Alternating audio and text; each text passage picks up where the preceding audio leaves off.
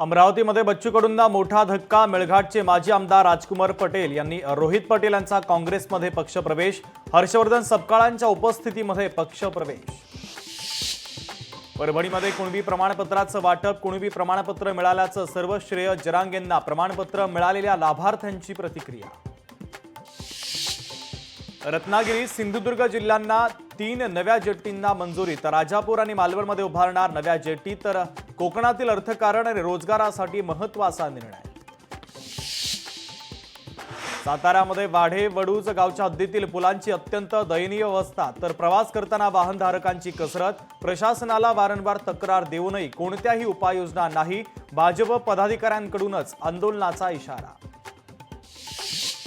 मीनाताईंच्या पुतळ्याची विटंबना। लवकरात लवकर आरोपीला अटक करा। भीम आर्मीने नोंदवला तीव्र निषेध।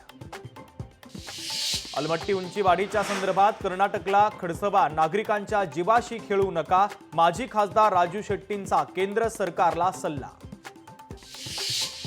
भोऱ्याचं मराठवाडा मुक्तीसंग्राम दिनाच्या निमित्तानं खास भाषण। आम्हाला निजामांनी लुटलं आणि राजकारण्यांनी ओरबाडलं। भोऱ्यानं भाषणातून राजकारण्यांना सुनावलं।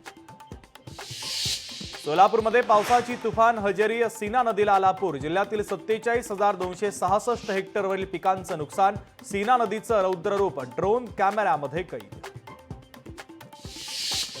अहिल्यानगरच्या पारनेर तालुक्यामध्ये बिबट्याचा धुमाकूळ। बिबट्याला जेरबंद करण्यात वन विभागाला यश।